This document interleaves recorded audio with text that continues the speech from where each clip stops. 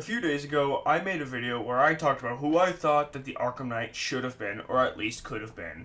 I came up with a few ideas. Specifically, I said that Prometheus as a shout-out, and I said that Anarchy would probably have been the best pick. However, there are some outside opinions that you guys have given me. You guys have given me some feedback in the comments. So today, I wanted to go through a few of these comments. I got 5 here that I'm going to read out to you, and I'm going to give my overall thoughts and your guys' opinions. So if you guys enjoyed this type of video, make sure to leave a thumbs up, make sure to subscribe, and if you want me to react to more comments, let me know down in the comments below. So without wasting too much of your time, let's get reading. The first comment comes to us from Adam2361, and he says, "Disagree. Most people don't know him or even played the side mission in Origins. Also, how would he have known so much about Batman as Jason does? I feel like Ra's or Talia al Ghul would have been better picks. This would explain how they know so much about Batman and their hatred for him. Also, if it was Ra's evacuating the city and gassing all the criminals with the cloudburst, could have been his second attempt at Protocol 10. Just would have to remove the Knight's use of the guns."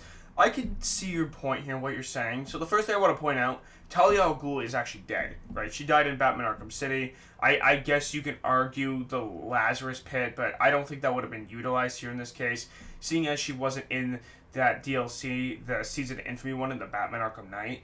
But I wouldn't say that most people didn't play the side mission. Well, actually, I don't know the stats on that one, but I can see what you mean by a lot of people wouldn't have played that side mission, and they might not have known who Anarchy was, but that's all the more reason for you to want to go back to play that game, to play even that specific side mission, or play Batman Arkham Origins, because that game did get overlooked a lot. But I understand what you mean by Ra's al Ghul wanting to do the whole Protocol 10 reboot, essentially, having his second go at it.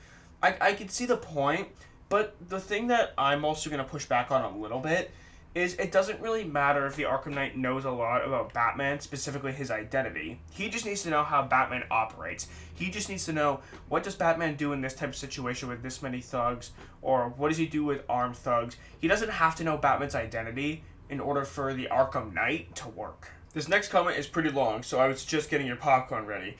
But this comment comes to us from ComicFan1324. And he says, "This is an idea that I had that would have made Arkham a 100% character and meant that he wouldn't have to take away too much focus from Scarecrow. Have the Arkham Knight be the mysterious figure leading Scarecrow's militia, and every time we fight him, his tactics and fighting style seems to change. One time, he'll be a martial arts master. Another time, he'll be a bad fighter, but a brilliant stealth tactician. And another time, he relies on advanced technology the militia has rather than skill in combat. The whole time you left wondering, how could one guy change so frequently over the course of the night? And that's exactly it. He isn't. It's revealed that the Arkham Knight is actually a bunch of Professor Crane's test subjects, whom he used to fine-tune his brilliant batch of fear toxin. The few survivors of this experiment were then subjected to the toxin and forced to fight for their lives against other unwitting subjects dressed as Batman. The few patients who survived had their psyche broken and replaced with an unrelenting hate for Batman, the hero they believed to hurt them. Leading up to the final encounter with Scarecrow, you have to take down all 3 versions of the Arkham Knight in a boss rush that will test your limits in all forms of combat, whether it's hand-to-hand, predator, or tank. This way, Arkham Knight is still an original character and plays a major role in the story, but this is all the result of Scarecrow. Everything they do is by Crane's design. As a side note, I think it should be established that these 3 knights are all ex-military, explaining their knowledge in various different forms of combat, which each of them have in their own style of animations and dialogue to reflect whatever their talent is. The martial artist move however you expect martial arts experts to. He moves with meaning and precision. The Predator strategist would be switching between slow and methodical movement or a speedy sprint depending on the situation. All the while, he would randomly look over his shoulder and check around corners more frequently than your average henchman. This means it would be far harder to perform standard takedowns on him.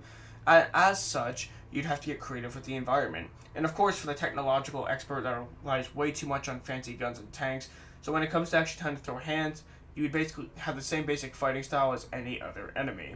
Let me just start this off by saying, I love this idea, because then it kind of keeps the center of attention on Crane in terms of the fact that he's still running the show. He's still running this entire operation from behind the scenes, right? Because the problem was in Arkham Knight was that even though Scarecrow was the main villain and meant to be the main villain, and he has this sidekick of this new character, Scarecrow pretty much got pushed to the back because people wanted to know who the Arkham Knight was. Now, in response to your actual comment here, I actually do love the idea of having like 3 different styles of henchmen or 3 different styles of Arkham Knight boss, whatever you want to call it.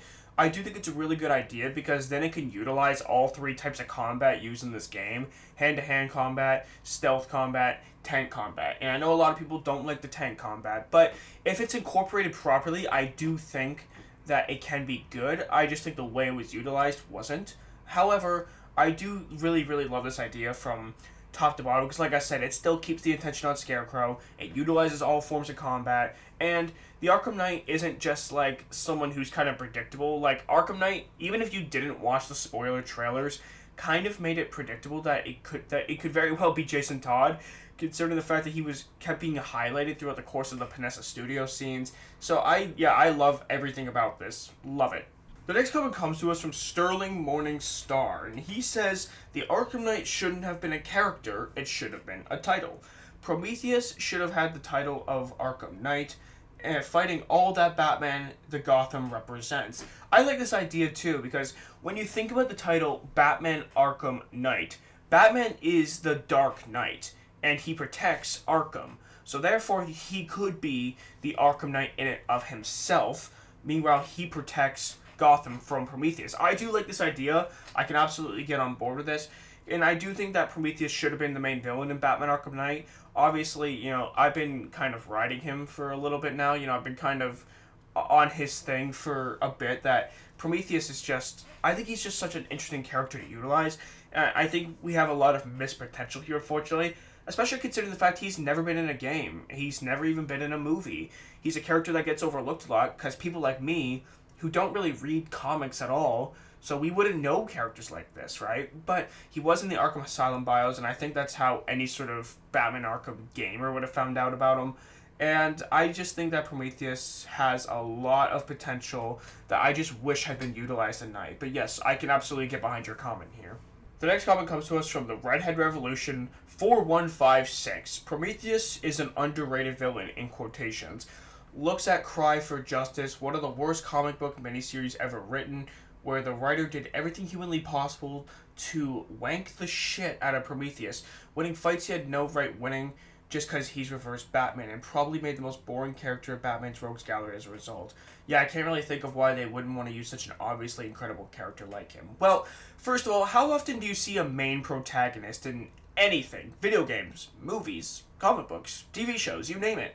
How often do you see main characters winning fights that they really should not be winning, that they had no business winning? It happens literally everywhere. You could probably think of 1,000 examples off the top of your head, right? So that's first off. Second of all, I would still maintain that he's an underrated villain because he is the reverse Batman. That's what makes him so interesting. Just because one person who wrote one bad comic didn't do the best job of representing Prometheus doesn't necessarily mean that he cannot be used if written and used in the correct way. That's what I personally think. It's the same thing with, like, the tank combat in Arkham Knight. It's not very great, but it could have been better, absolutely, or better utilized. However, if it was utilized better, or written better, or fitted better into the story in certain aspects, then people would get behind it more. Same thing with just the Batmobile in general. So I do think that he could absolutely be utilized properly, and I think that you're kind of cherry-picking specific points here to try to make Prometheus seem like a really bad villain option. And the last comment comes from Dungeon Meister 500. He says, "You're missing the point, my guy. The problem isn't the lack of emotional connection. It was the trailers and marketing of the game itself promoting the Arkham Knight as this new mystery villain when it was just a Jason Todd / Red Hood story we already know. If the game is called Arkham Sun or something made it clear it was Red Hood from the beginning, then it would have been great." Well, no, it wouldn't have been great, because then we would have just known that the Arkham Knight was Jason Todd this whole time. The whole point of the Arkham Knight is that he has this mysterious, who is this guy, we really want to find out who he is, type villain. Yes, he is a new character. There's never been another story where the Arkham Knight has been featured in that. He was literally a brand new character in it of himself for that game. Even though it was just Red Hood the entire time, I understand the whole Robin to Red Hood type transition thing that's very common. However, the Arkham Knight himself as a character has never been utilized in any other media, first of all. But also, when I say the lack of emotional connection, I'm just talking about us as the overall player. And I'm very well aware that the trailers and marketing didn't do itself any favors in the lead up to this game, right? Like, let's just be honest. The marketing, the trailers, it could have been a lot better, not basically spoiling the fact that it was Jason Todd. However, like, I can concede that point. However, that doesn't change the fact that it being Jason Todd just doesn't do us any good, because we hadn't seen him throughout the course of the entire franchise up until this game. So it essentially kind of just made it pointless. Hey guys, this will be responding to your comments on that video. So let me know what you guys think down in the comments below. If you guys want me to keep doing videos like this, where I just respond to your comment ideas, make a whole video out of it, let me know down in the comments below, because this is actually a lot of fun to make. I actually had a lot of joy doing this. I like coming back to the fans and reading what you guys have to say, whether it's good or bad. You guys can absolutely go ham on me in the comments. It doesn't really matter to me. You're not gonna hurt my feelings. You can absolutely go nuts on me if you want to. But I want to just thank you guys so much for watching. I want to thank you guys for everything, because without you guys, I really don't have much to work with here on this channel. I wouldn't be here still if I didn't have you guys. So I want to thank you each and every time that I get a chance to make videos, thanks to you. So thank you so much for watching. If you guys enjoyed, make sure to leave a thumbs up, make sure to subscribe, and I'll see you guys later. Peace!